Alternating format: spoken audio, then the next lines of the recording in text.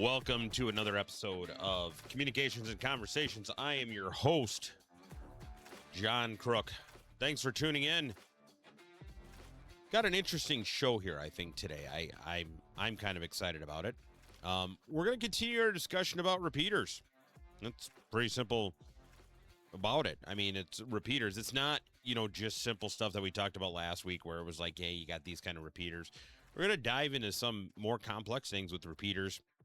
Last week was understanding the difference between repeaters and simplex. So he said, let's look at how more goes into it. There's a lot more to it. I mean, the simple concept of a repeater has really evolved and blossomed into a lot of other things on there. So that's what we're going to go ahead and talk about today. Before we get into it, I want to go ahead and say thanks, everybody. We did not have a show last week. Obviously, we were down at Hamvention and wearing one of our other numerous hats that we do. And it was a good time. Got to see a lot of people. And I'll tell you, first of all, a couple sad hams there, like saying, oh, it's just turning into an IP fest. And I'm like, no, it's evolving. I mean, you know what I mean? It really is evolving. But the nice thing about it is that these events are kind of turning into a little more just about ham fest and stuff like that on there. There's other things out there. You have your GMRS community, which is kind of doing these things, which, hey, guess what? It sort of is to a degree a kind of a gateway, right, on there. But also did get to see some of my commercial friends and buddies there, which is always nice. Not everybody's in the amateur radio world. It's not. A lot of the...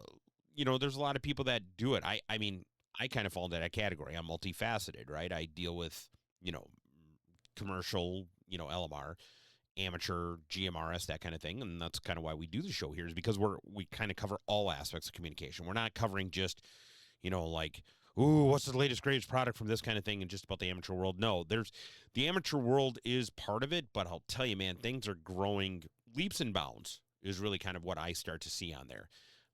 When you add a cost to something like the amateur the amateur license, and you already have to take a test for that, granting paying and taking a test for something, it gets you more admiration, respect. But then if you're paying for something in previously, and then all of a sudden you take it down, you lose that aspect of things. And I think that's kind of where it's at. And I think that's why more and more people are joining or venturing out of just the amateur community and going into the other different aspects of it, using commercial stuff and those kind of things like that, and GMRS and all that. But off my soapbox from there, before we get into today's show, as always, we have to thank our sponsor, which is JJK Communications. Now, JJK Communications is one of those companies, those numbers are very few on there, that not only do support the commercial user, the business user, the LMR user,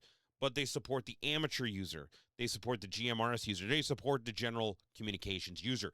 And one of the cool things that they support, and they've had it out there for a while, we've talked about it a little bit, is now the JJK Communications offering a solution of a hotspot. That's right. What is a hotspot? Well, hotspot are devices that allow you to attach to a Raspberry Pi, for an example, and then allow you to communicate in digital voice on there. Now, the neat thing that JJK Communications is now starting to cover and carry is the duplex hotspot, which is a hat for your Raspberry Pi. That's right. So as you can see, if you're watching on the YouTube channel, you'll see that there's this board plugs right on top of your Raspberry Pi. You run either, for your amateur stuff, Pi-Star software or WPSD, whatever your choice is on there. For commercial, you're going to run some other different types of, programs and software on there. But what you see, or what JJK offers, is the duplex version. Now, what does that mean by duplex? Well, duplex, as we talked about in the past shows, is a repeater. This, in essence, is a little repeater. It allows you to go in on one frequency and transmit simultaneously out on another frequency. Or it allows you to do some different options on there. It's almost like having its own little mini repeater. And JJK Communications now offers this.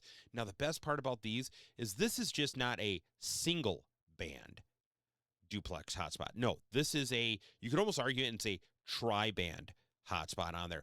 While it is optimized for the UHF version, you do have the ability to run VHF with this and even up in a 900 megahertz band.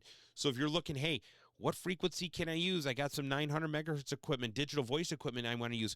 What can I do? Guess what? This is the solution for you. Great devices, small, compact. Amazing, amazing, amazing devices. I played with it, obviously, myself. Ran one all the way down from where I live all the way down to Hamvention, and it was great because guess what? Not only are they, digital voice, but you can run multi-mode. So they're capable of fusion. They are capable of P25. They are capable of DMR. They are capable of NextN. They are capable of, D-Star and those other modes and stuff like that on there. But this is actually one amazing device that allows you to do it all. So here I am sitting. I'm in areas, want to hop on Fusion, set it up in the Raspberry Pi software on there to operate and run Fusion. Wanted to switch over to DMR, to simply going ahead and using my DMR radio. Configurations are going to depend on what you want to do. But another nice thing about having these and getting them out there is we at JJK Communications, which they support us, so I kind of feel like part of the family, right? They went along and did something amazing. They found out this story, and it was kind of a little bit of a tragic story because JJK Communications supports all of our first responders, police, fire, EMS, military. As a matter of fact, happy end of EMS week to all the EMS people on there. I am an EMS worker myself. We really appreciate it on there. But one of the things that they did is that they heard this story about a ham, and this ham was also a public safety worker. And what ended up happening in this case is they had a very tragic fire. And the tragic fire, unfortunately, resulted in that person getting burned, getting injured. And what happened was they put out a plea. They kind of said, hey, I lost all my equipment and everything. And what did JJK Communications do? JJK Communications said, you know what? We are going to help. We are going to step up to the plate on there. And they were nice enough to donate one of the JJK Communications duplex hotspots and the radio you see on the picture if you're watching on YouTube channel, Anytone 868 handheld, and that went out to K2 DSP Billy. Billy, once again, is a public safety worker, worked many years in the public safety field as a dispatcher from our understanding, and he had tragedy strike, and JJK Communications was more than happy to help out in this situation and help Billy get back on the air with DMR.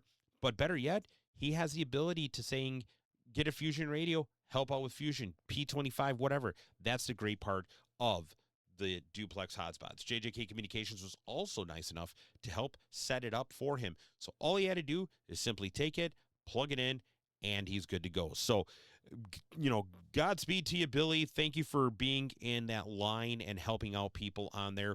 And we hope you have a good, speedy road to recovery. We hope to hear you on the radio on there in the future, talking on your donation from JJK Communications. And that's great. If you want more information on this duplex hotspot that JJK Communication offers, reach out to the sales staff at sales@jjkcom.com. Once again, sales@jjkcom.com, or give them a telephone call during normal business hours, Monday through Friday, Central Time, 8 a.m. to 4 p.m. at 715-338-8458. All righty. So let's get back into our show for today. So last week, once again, we talked about kind of the concept of repeaters, how repeaters work, how crossband and all those kind of things like that. And jumping into today's show, we're going to start out with the review. So the review that we have here is how a repeater works. And some people have messaged me and said, John, you forgot to mention simplex repeaters last week. And I said, I kind of did, didn't I? I don't remember if I did or didn't. Because I did talk about simplex repeaters this weekend. So that kind of maybe where I got it kind of confused. But what happens basically in an average understanding of the repeaters is you're going to transmit into the repeater on one frequency, and then that repeater is going to simultaneously receive it, boost it up in power, and retransmit it back out on a different frequency. So you can't transmit and receive on the same frequency at one time. You have to have duplex frequencies in this case. And that's where you go in on frequency A, but then the repeater repeats out on frequency B. You as the user okay, the one using the handheld radio or whatever, you never use frequency B to transmit on. You are always going to transmit on frequency A. The repeater is always going to receive on frequency A. The repeater is going to transmit on frequency B. You are always going to receive on frequency B. That's how a normal repeater works. Now, this is where it kind of gets interesting to a degree. Situations can arise from time to time where one repeater is not going to be able to do what you need it to do. Sometimes there's going to be cases and situations where a repeater may transmit out well, right? Transmit for miles, but it can't hear with the squad. Or flip the coin, there's going to be times where a repeater may not be able to transmit that well, but can hear really good. Now, that's kind of an average repeater thing, right? Some people will make the argument and say that they will adjust a repeater that it hears excellent, but it maybe doesn't transmit out well, because you don't want to create a repeater or a system that transmits great, but sucks for receive, right? Because if you have a repeater that transmits well, but it sucks for receiving, you're going to be fooled, right? You're going to be duped. You're going to be like, okay, wait a minute. I hear the repeater great, but when I'm talking into it, it's not hearing me, right? So you want to kind of do it the over edge. As a matter of fact, the best way to do it is balanced coverage, really, meaning it transmits as well as it receives. Now, I'm not going to dive into the deep particulars of a repeater setup, because let me tell you, it's like a snowflake. No one is exactly the same. Some people say, it's the antenna. Some people say it's the filtering. Some people say it's the equipment, da-da-da-da-da-da. And guess what? I agree and disagree with all those sentiments on there. So that's the basic understanding of the repeater. But we're going to go into a situation of using remote receive sites. So for example, number one, we have a nice tower site, and that tower site broadcasts out great to all the handheld users on there. All righty. And this tower site might be on one hill, but maybe there's a user. We won't even say a handheld, but just maybe a mobile or handheld user that is a couple miles away from the tower. They can hear it fine, great. Now you may have one that's multiple miles away from the tower, and they can receive it well. Okay, they can receive it well, but the issue then starts to come into this. So we got a tower's broadcasting, okay, the repeater's broadcasting, okay, but what about talking into the repeater? So now we have that user one, portable one, we want to call it, a little handheld gets in the repeater, great. Not a problem whatsoever. They talk in well, they receive well, it's all that great. But now we're going to go into example portable two. Now, portable two is twice or maybe three times the distance from the tower that portable one is. And now the issue we're going to run into is that portable two just can't get into the repeater. It could be because of terrain. It could be because of distance. It could be because of numerous things. Okay, I will tell you this. You could do coverage mapping all day long until you're blue in the face. But guess what?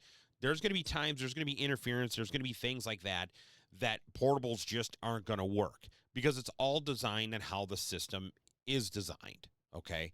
No offense, some of the law enforcement, firefighters, EMT users out there, you guys think that, okay, if I can receive it on street level, I can receive it into buildings. That doesn't always work, right? You can only, or you only will be ever able to calculate how well something receives or transmits, okay, at street level coverage. All the predicting software, the modeling software, the mapping software on there, all that is going to be based on street level coverage. That's it. Okay. I know there's people that say this and this, and you can guesstimate and this, and nah, you can't. Buildings these days are so different, so different. So you can't really guesstimate on there. So keep that in mind with the scenario.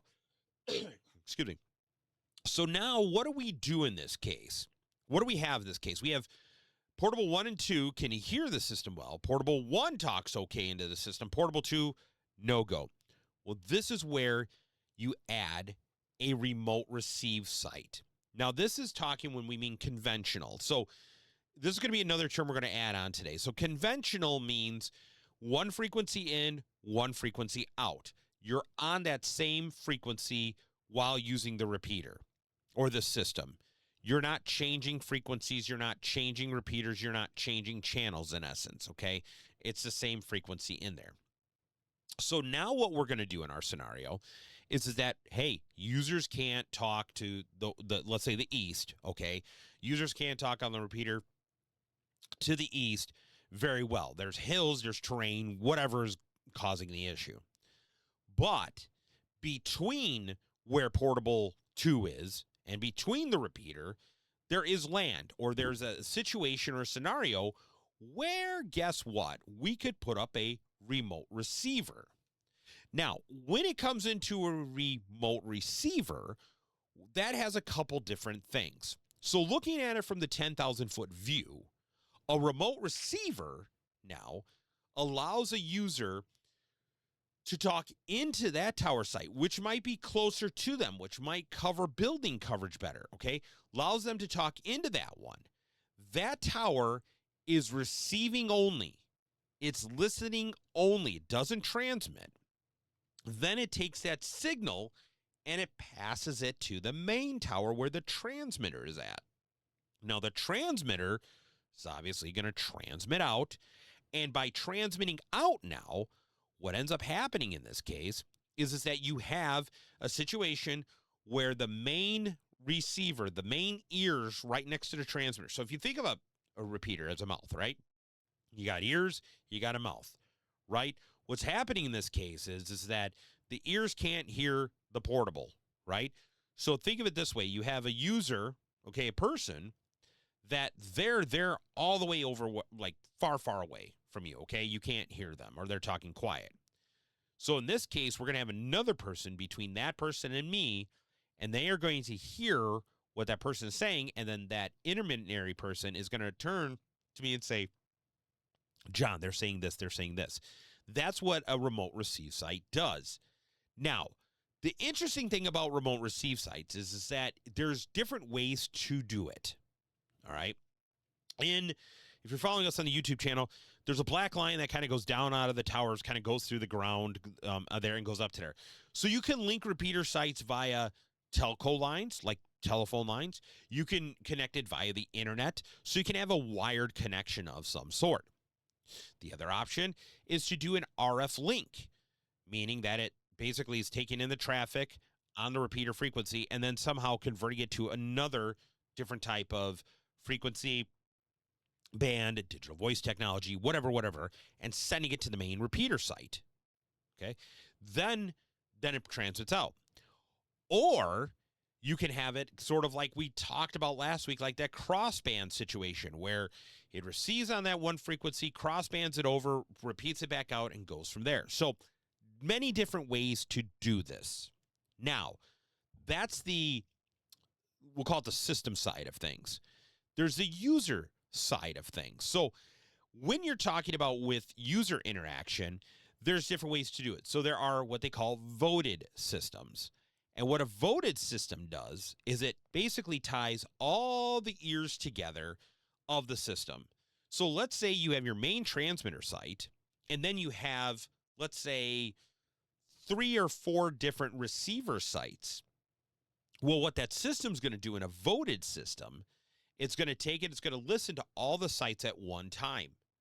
And there's going to be this one thing called a comparator. Now, the comparator is going to sit and listen and go, okay, site 1, do you hear him? No? Okay, you don't? Okay. Site 2, you hear him? Okay, you do? How well is it? Not really that well. Okay. Site 3, do you hear him? Yeah, you do? Okay, you hear him really well? Yeah. Okay. Site 4, do you hear him? Yep. Do you hear him really well? Yeah. Okay. 1, you don't hear him? Don't worry about it. 2, you don't hear as good as 3 and 4. 3 and 4, okay, which one of you hears him better? I need a number. I need what they call an RSSI. I need a signal strength on there. And 3 says, hey, I'm this signal strength level. And 4 says, I'm this signal strength level. Okay, the comparator says, 4, you're better right now. Send me your audio. I'm going to forward it to the transmitter. Now, does it take that long? No, it's like, boom, instantaneous, like snap of the fingers. That's how quick it is. You key up, it compares to you, and it goes from there. Now, sometimes on a comparator or voted system, you might hear a little bit of a delay, like a half-second delay or something like that because it's doing. Now, the neat thing about voted systems is that it's always sampling from the towers across all the receivers, Because if you are in a vehicle moving or you're moving between sites, 4 might be good at this time, but as you're moving, you might hop, 3 might all of a sudden start receive better than 2, and the system will vote you. It will boom, boom, boom. You won't even know. You'll just be like, hey, I'm talking on the radio. The users on the other end are hearing you, but the system's like, okay, you're on 4. Okay, now 4. Now we're on tower 3. 3. Okay, now to 2.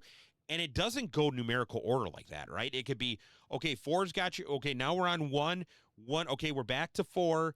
Okay, now we're to 2. 2, how are you hearing? You're holding good, good, good. Now 1. No, wait, 3, 3, 4. You know, so it's kind of like that. So just understand that's how a voted system works. Now, the other thing that is that sometimes, and I hear people call this is like poor man voted system. That's what they call it.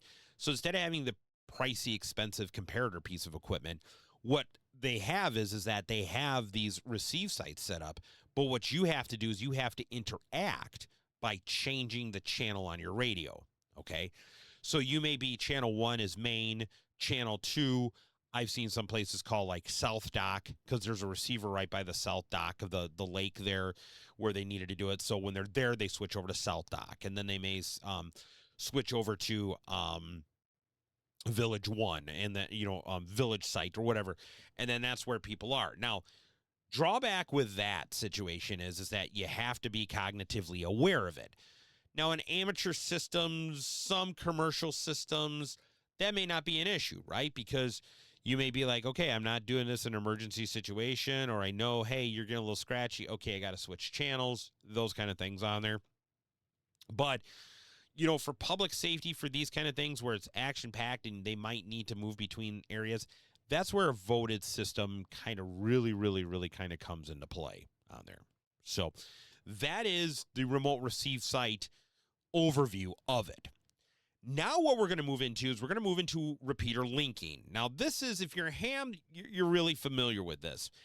And what repeater linking does in this case is it adds a level of linkage because now you have a different scenario. Now you don't have one transmitter site able to cover the whole area. What you probably have is you have one transmitter site, and obviously it's a repeater, so it receives also too, that receives and transmits very, very, very well for a geographical area. You may have another user which cannot hear the repeater that well and cannot talk into the repeater that well. So what do? Well, here's what you do in this case. You add another repeater site to it. And in this case, what you do then is you have, in essence, one site that transmits and receives by itself, and you have another site that transmits and receives by itself, and even on different frequencies. So for an example, I use some commercial kind of specifications to it. So we have the main site that the repeater receives on 159.000, and the repeater transmits on 152.000. A portable 1 on the west side, the left side, hears and transmits and receives well into that site there. Portable 2 is all the way on the far right side, the east side, let's say, of the district. They cannot hear the repeater. They cannot talk into the repeater, but they still need to communicate. So what they do is they put up another repeater, and that repeater might be the repeater receives on 158.000, but transmits on 151.000. Now, before we get into the weeds, there's multiple ways to do this. I've seen systems set up where they use the same input frequency with different tones, but a different transmit frequency on them. That's possible. I've seen a couple different things on there. So realistically, just understand they're two separate repeaters. Now what ends up happening is that those repeaters are once again linked. They can be linked via telephone line. They could be linked via the internet. They could be linked some wired connection on there, or they could be linked via microwave or a linked frequency, something like that on there. So it's not uncommon for systems to do that because in that, once again, our example, portable 2, far east side of the district, having a hard time getting into that repeater and receiving the repeater. We don't want that. So not only do we need to create a receive site for portable 2, but portable 2 can't hear. So no good in creating a receive site that it talks into it, but it can't hear the repeater. So now you have to add another transmitter on there. Now, this is where really these things can explode on there. And what I mean by that is I've seen some systems which have remote receive sites set up in different locations to the main repeater, and then there's transmitter sites which don't even have receiver sites at them. So in other words, where they need to create another transmitter for coverage, they don't need it to receive. They just need it to transmit. So they may have a site all the way on the far east side, and with that, they say, okay, we need a transmitter there, but we don't need a receiver because we have receivers in other places. Now, right away, some people are going to ask that, John, that is the stupidest thing ever. Not necessarily, okay? Unlike, we'll call it the amateur world, unlike the GMRS world to a degree, there are going to be times and situations where in certain scenarios, you have it that in the commercial LMR world, you have to map your coverage well. Because in the commercial LMR world, where you need to go to the FCC, apply for a license, you're saying, hi, put a pin in the map, I need a frequency here. They may say, okay, your frequency is good for up to 20, 30, 40, 60, 90 kilometers from that pin in a map.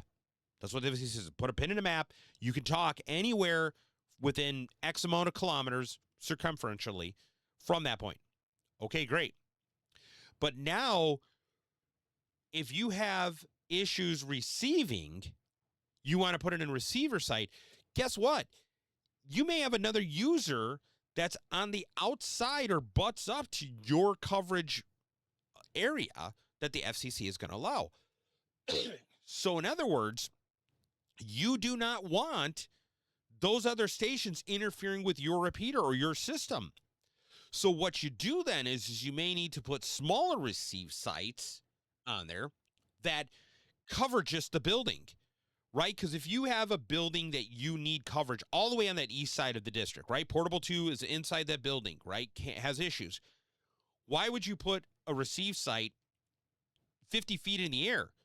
Because that 50 feet is going to give you coverage beyond your coverage of usage. So now you have people that might be coming in and interfering in your system because guess what? They're on the same frequency. Even though they're outside your range, their signal travels. So that's where some people will put up just receiver sites. Same thing for transmitter sites. If you have a situation, so we'll go back to this building one that I said here, where the user is in a building, they can't get out of the building, they can't hear in the building. Now, hey, they're like, okay, wait a minute. You know what? We need to put a transmitter site right here, okay? And in that case, when we put in that transmitter site and receive site, we needed to just cover and saturate the building. So there you go. Now you have that set up on there. So that's why you may have situations where you're only going to put receiver sites in. You may have situations where you're only going to put transmitter sites in, or you may have situations where you're going to put transmit and receiver sites. They could be at the same site or they could be separate on there. Now, one of the things about repeater linking is, and this is kind of a neat thing too, is this is how you have interoperability on there. I'm going to go back to a situation where I worked with a customer. This is my previous life as a two-way radio technician, where they had a situation where they purchased out another company. And when they purchased out this other company, what happened with this other company is they said, okay, wait a minute here. You're this company here. We need to communicate with you. And they said, we already have our facilities and our warehouses here. Now, they were not in immediate range of one another, right? So the main company was at one location. I want to say the other company was like 20 miles away across the other side of the city or something like that, whatever. But they needed to be able to communicate with them. So what they said is that, okay, the primary company, the main company, was on VHF. They wanted to be on VHF. That's what they were. The other company that they bought out was more warehouse-based, so they went with UHF because they needed in-building coverage. Okay, cool, not a problem. But now, how do you get the people to talk to one another? Do they need to be on the same band? No, they don't. What they did is they linked repeaters together. And by linking repeaters together, now the VHF users around their VHF coverage area, which they knew well, were able to talk to the new company they bought out, which was the UHF users in the warehouse, which they knew their coverage well. And now you had the people talking. Now, this is even more so coming prevalent with the move towards digital voice technologies on there. With digital voice technologies, it's really simple to link. And if you're using DMR or a trunked system or something like that on there, then that really allows you to really kind of get granular on there. So in other words, what you do is you can have routing of different things even with the repeater. Now, can you do the analog? Yeah, you can do that with like PL steering and those kind of things, blah, blah, blah, blah, blah. But this is what kind of happened, and this is kind of where it was going from there. So kind of an interesting way to solve an issue. Now, in addition to repeater linking, we're going to kind of talk a little bit about, it's sort of a segue to the last part of technology we're going to talk about, which is trunking, which is simulcasting. Now, what happens with simulcasting is you tend to see the receivers work together as a group. So like we talked about before, receiver 1, 2, 3, and 4, they kind of listen. And then what you do is when it goes to the transmitter, it doesn't go to one transmitter, it goes to multiple transmitters. And those are GPS synced so that when one transmits, all of them transmit. Normally, if you have two signals on one frequency at a time, you're not going to be able to receive them. Even if it's the same frequency and even if it's the same message, what you're going to end up having, you're going to, that's kind of what it sounds like, because it's like two signals competing at once. But with simulcasting, the transmitters are synced with GPS to allow them to say, okay, when transmitter 1 comes up, 2, 3, and 4 need to come up at the same time. And if 3 is a little slow, because maybe 3 is the furthest away, the GPS says, okay, we're going to wait until 3 catches up, and then we're going to completely transmit. Simulcasting is super sweet. Super sweet, hands down. The issue with simulcasting is that you have to have GPS synced devices, and the timing has to be what they kind of call zero beat, meaning anywhere you have overlapping coverage, the radio needs to receive the signal at the same time. Now, we're going to go into simulcasting, I think, on another episode. I think that's really good because we can get really into the weeds on simulcasting. But before we go to our next thing, which is trunked, understand this. When we're dealing with conventional, which we've been talking about, it is one user on the repeater at a time. If someone else is using the repeater, then you can't use it because you can't talk over the person, right? This kind of started to become an issue for public safety users and even the commercial world. So if you have a commercial system, right, you want to put as many people on your system as fast as you can, right? So if I have user group A, they're trying to talk in a repeater and use it. If they're using it, then user group B can't use it because A is doing it.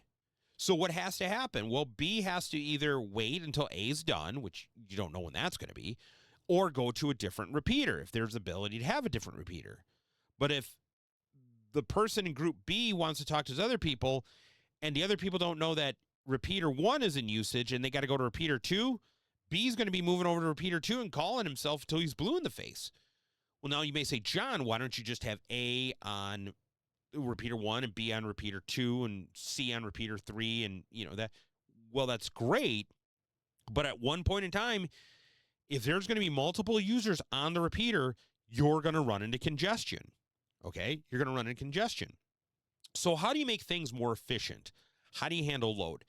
Well, what you do then in this case is you go to what they call a trunked radio system. Now, what is this? Well, this is kind of a combination of conventional channels that are linked together, but there's a brain, there's a master brain to it, and we're going to call that the trunking control computer.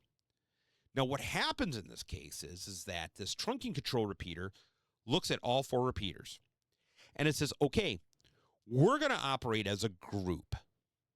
And I'm giving you the 10,000-foot view of this, right? Because we can get deep into the different types of trunking, like DMR Tier 3, Next Den Type C, P25 trunking, which isn't really P25, but it's P25 trunking, LTR trunking, control channel, all this kind of stuff. So we're just going to focus on just general trunking here. So let's say, for example, you are using it, and this is really popular in public safety systems. Let's say normally Police District 1 was on repeater 1 and Police District 2 was on repeater 2.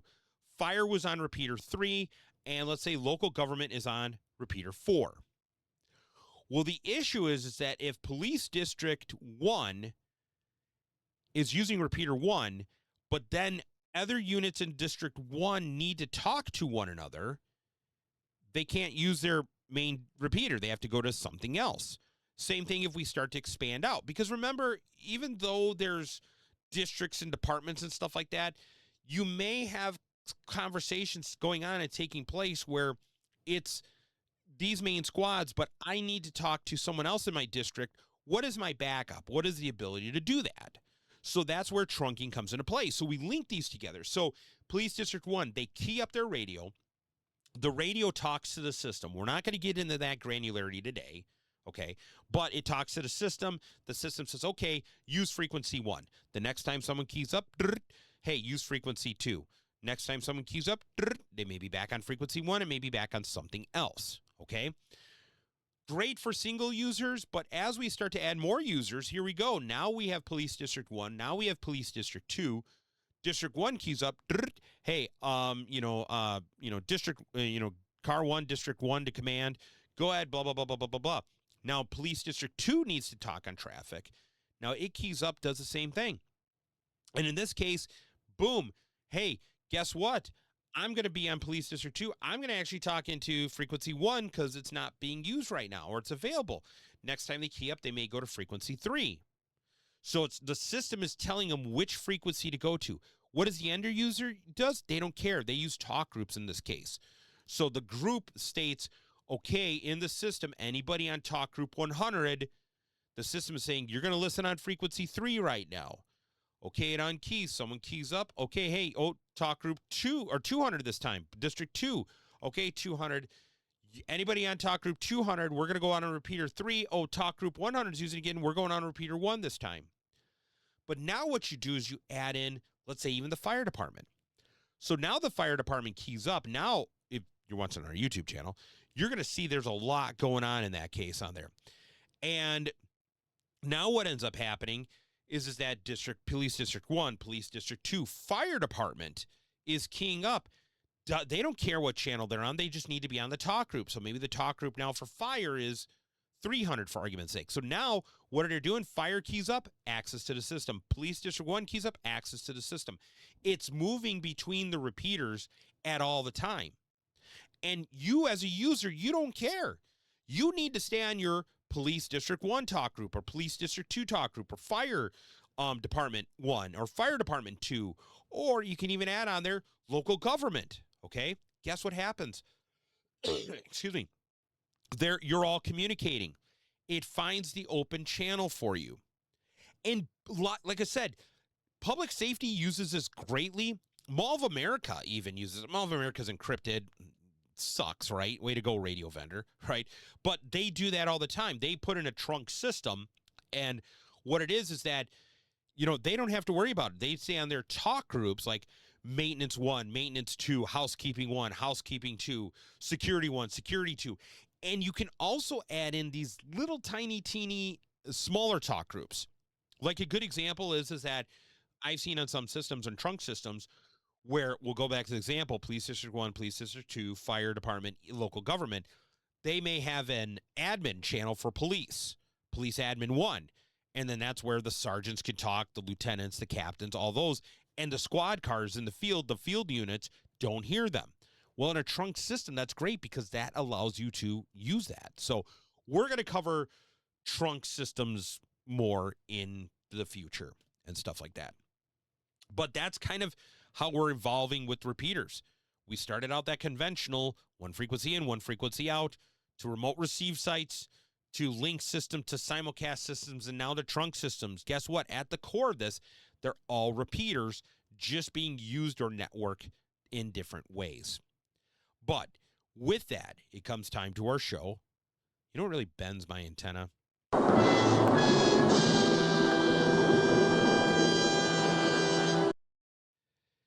You know what really bends my antenna is people who think that repeater usage is dead. And repeater usage is not dead. It's people aren't talking on the repeater. Now, you may say, John, that's repeater usage, right?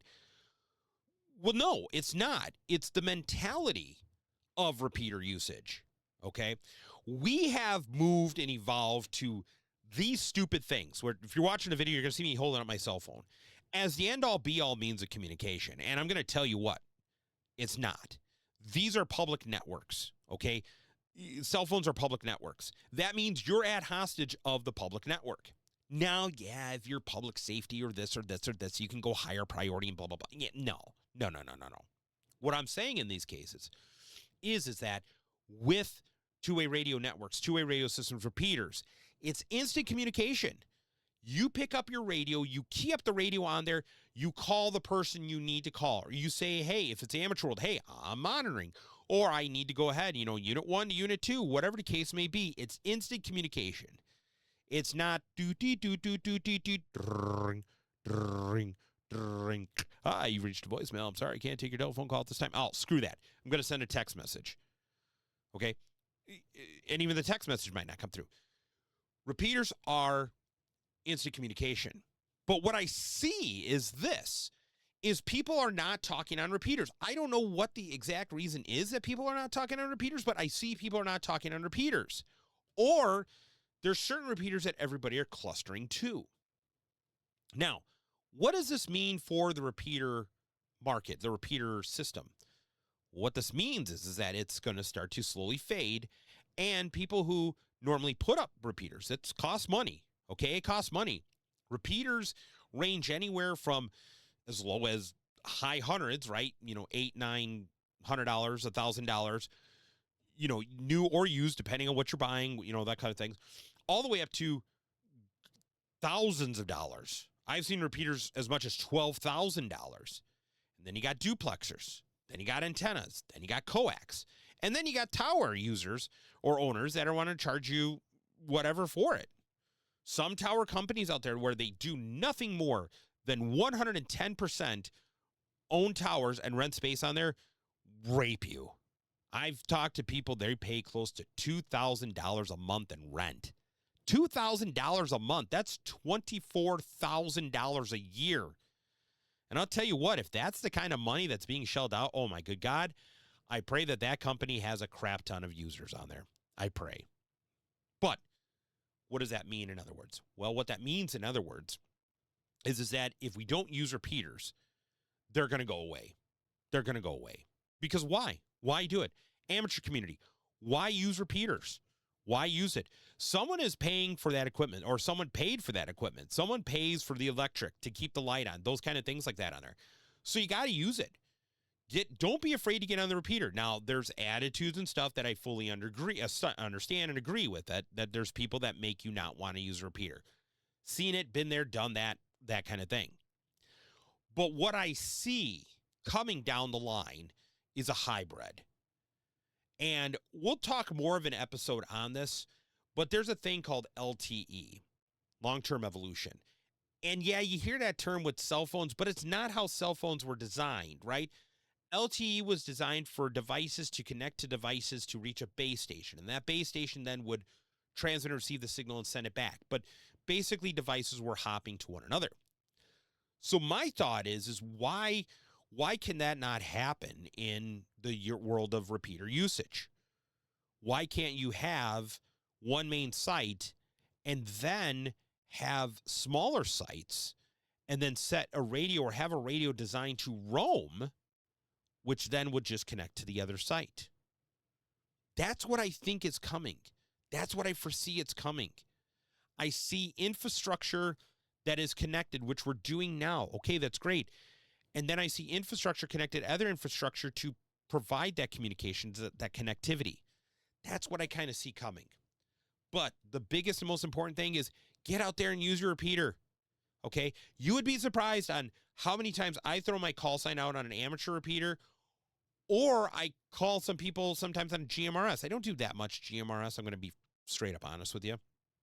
But putting your call sign out on repeater, you'd be surprised, and I've heard so many people, yeah, I never hear anybody on here. Okay, so you're just sitting and listening, or are you putting your call out. Well, no, I just listen. I just never hear anybody. Well, how the hell are you going to know someone's out there to talk to you if you're just sitting and listening, right? Kind of makes sense on there. So that's what this week's, what really bends my antenna on there. So with that, man, the clock's on the wall, clock's flashing at me. I'm way over my 30 minutes. Thanks for tuning in. Thanks for listening. Join us next week, or the next episode, I should say. Like I said, I got that kind of interesting one on there. We're going to be talking about maybe some simulcasting on there, but then also, too, that idea that I kind of think how you can really do and improve your networks on there. So until then, everybody, take care, stay safe, and you know what? I'm going to talk to you on the radio sometime. I promise.